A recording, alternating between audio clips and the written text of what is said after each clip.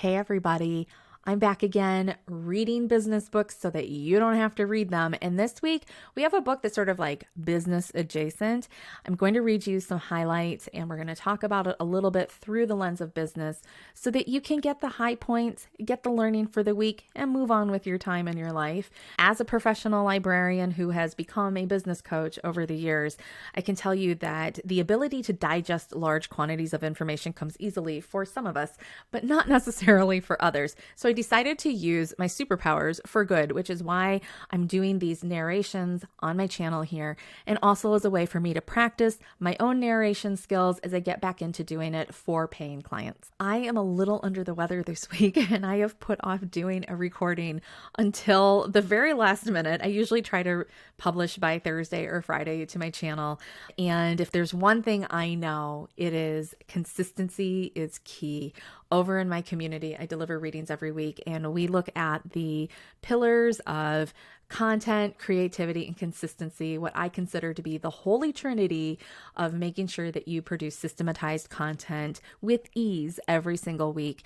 And even when a little under the weather, I know that publishing is better than not publishing. So this week, you're going to get to hear what my voice sounds like when I'm not at 100%. My channel is called Sensible Woo.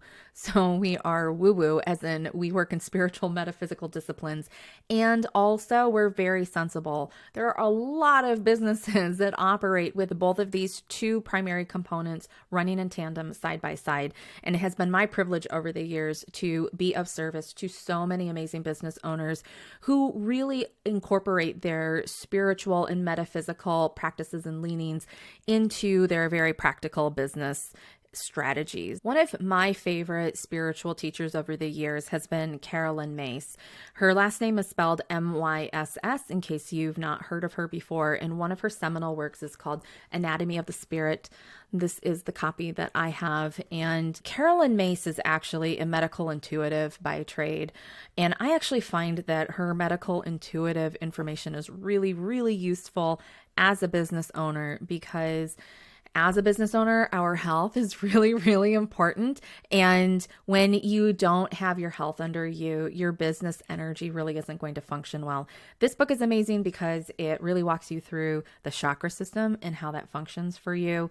I've never come across a better text than this one to explain how your chakras and your kundalini function in your energetic expression for your business and your brand. So one of the things that I have noticed recently is how much business owners are struggling deeply right now with issues related to the first chakra. Your first chakra is your root. And you can kind of think of it like Maslow's hierarchy of needs. It's that base level layer of all the basics you need. And I'm seeing a lot of business owners right now grasping at straws or reacting and not really activating their energies in a higher plane because the root is really suffering. I'm seeing it show up in health issues. I've also had a lot of healing in my own health. So I just think we're all in it together right now. There were a couple of passages in this chapter on the first chakra that I really wanted to read on the mic. And then after I read the passages, we'll talk about them a little bit and see if it helps you get unstuck in your business this week. If you really like this, feel free to share it with a friend or tag them in the comments. It's always better to go through this with a friend so that you get some of that external perspective and you can really work on these issues together. I think the more we talk about the spiritual sides of our businesses, the more we're going to grow in this new energetic age that we're really evolving into right now. All right, if you have this book, the section I'm going to read starts on page 105, so you can follow along. We're talking about tribal culture. No one begins life as a conscious individual with conscious willpower. That identity comes much later and develops in stages from childhood through adulthood. Beginning life as a part of a tribe, we become connected to our tribal consciousness and collective willpower by absorbing its strengths and weaknesses, beliefs, superstitions, and fears. Through our interactions with family and other groups, we learn the power of sharing a belief with other people. We also learn how painful it can be to be excluded from a group and its energy. We learn as well the power of sharing a moral and ethical code handed down from generation to generation. This code of behavior guides children of the tribe during their developmental years, providing a sense of dignity and belonging. If tribal experiences energetically interconnect us, so do tribal attitudes, be they sophisticated perceptions such as we are all brothers and sisters, or superstitions such as the number 13 is bad luck. Tribal power and all the issues related to it are energetically connected to the health of our immune system, as well as to our legs, bones, feet, and rectum. Symbolically, the immune system does for the physical body exactly what tribal power does for the group. It protects the entire body from potentially damaging external influences. Immune-related disorders, chronic pain, and other difficulties with the skeleton are energetically activated by weaknesses in personal tribal issues.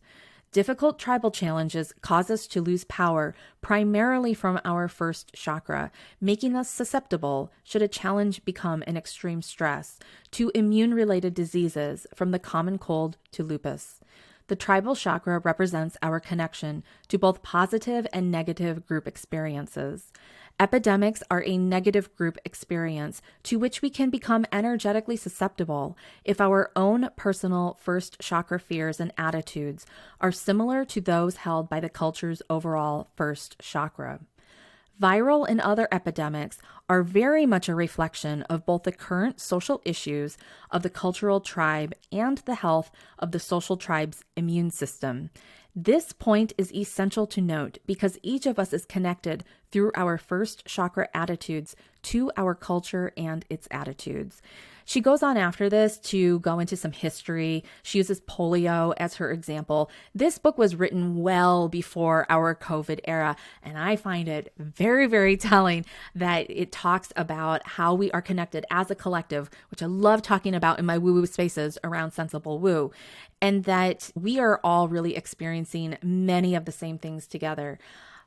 I like to break this particular passage, and I've got another one after this, but I like to break this particular passage down even further to more of a day-to-day experience for entrepreneurs. I see clients come to me regularly. I have also struggled with this in the last year. A lot of communities in our business world are shifting and changing quite dramatically right now. And it can feel really destabilizing not to feel like you have your collective group. I am also really well aware that the use of the word tribe in this instance is now being largely phased out in a lot of our business messaging just because of the appropriation of that term. However, when it comes to dealing with first chakra, I really like that the word is used in this text, even though it is an older text, because I feel like it really ties into more of the root connection that we all have with each other, which is honestly quite tribal. I would encourage you to take this particular passage that we just read together and really think about in what ways might your own immune system or health be suffering right now, or be struggling a little bit, or maybe it needs some tender, loving care from you because you've been plugged into a collective that is going through a collective moment right now, especially in our post-COVID world, and that maybe there are some adjustments for you. Do you need to change the group that you call your tribe? Has the collective energy of your chosen tribe, has it dredged up any unhealed aspects that really need to be dealt with, whether it means you need to call up your therapist again and talk about something that's still unresolved, or maybe you need to practice actively setting better boundaries and really get a feeling for that and get some muscle memory so that you can move forward in a way that doesn't compromise your own immune system. You could even think about the energy of your own business like a person. You know, what is the immune system level of your business right now? Is it constantly catching a cold, or are you having a chronic illness in your business? And how might you be able to solve for that a little bit more by looking at your connection to the collective around you? Do you have the right support around you? I think that's really what this boils down to. So I really love that passage. Later on in the chapter, She has another passage on justice, which is also tied very deeply to the elements of the root chakra. And this particular passage I really, really love because I think it gets into something that I am seeing is becoming almost like a conceptual cancer to a lot of businesses in the way they operate. And it is this need for wrongs to be righted and justice to be served. And the way that Caroline Myss writes about it in here as related to you and your physical body with your chakras directly applies to your business as well. So this starts on page 122 if you are reading the same book, and I will read it for you now. Our tribes introduced to us the concept of justice, usually the law of an eye for an eye, or do unto others as you would have them do unto you, or the law of karma, what goes around comes around. Tribal justice maintains social order and can be summarized this way. It is just to seek revenge for harmful actions that are without cause. It is just to do all that is necessary to protect oneself and one's family. It is just to assist other family members in actions of protection or vengeance. It is unjust to put any family member at risk for personal gain. It is unjust not to follow through on a tribal command. It is unjust to assist anyone whom the tribe recognizes as a threat. The injunction against bringing shame upon the family exerts an extremely controlling force over each member. When a tribal member accomplishes something of value to others, the other members automatically share an energy reward. It's not unusual for a tribal member to live off the power of another tribal member who has earned a public reputation. What's in a name, we sometimes ask scornfully, but a great deal is in a name. The energy of pride or shame that is transmitted from a person's first chakra. Violating tribal justice, on the other hand, can cause a loss of power to an individual's energy system, so much so that one may feel permanently ungrounded and have difficulty forming connections to other people. The tribe usually believes that there is a humanly logical reason for why things happen as they do. Such beliefs cause terrible grief.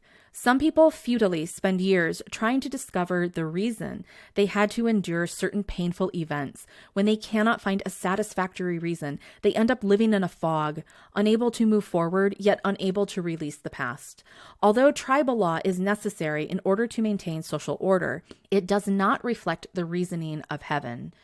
By thinking symbolically about the sacrament of baptism, one can find a spiritual passageway out of the trap of human justice and into the nature of divine reasoning. If we can view our tribal circumstances as arranged to promote spiritual advancement, not physical comfort, we can consider painful events as being essential to our personal development rather than as punishments for our actions.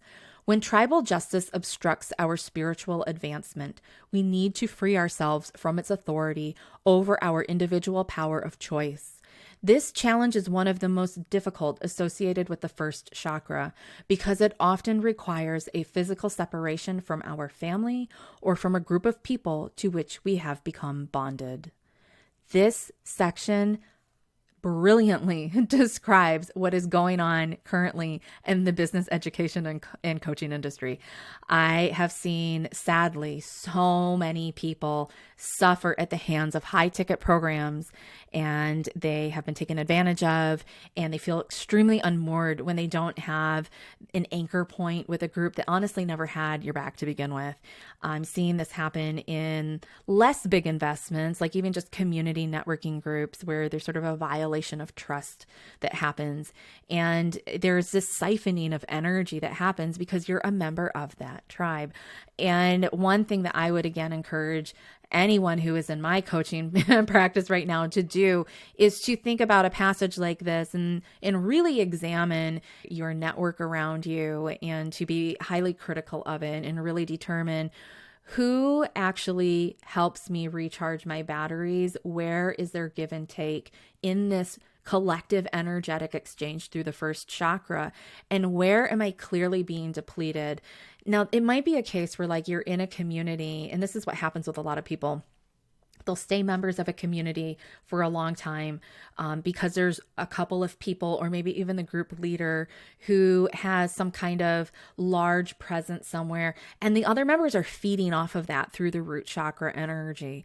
And what happens is after a while, whoever has that power, if they remove it or their power shifts and changes in a way that is not good for you, you find yourself really depleted or just straight up taken advantage of, which is also not great. So with all of the shifts and changes that I have been holding space for people, especially in my Voxer coaching container package right now, I can tell you that this is a really great time to be thinking through this. I mean, it's always a great time to be working with your chakras and the chakra energies in your business.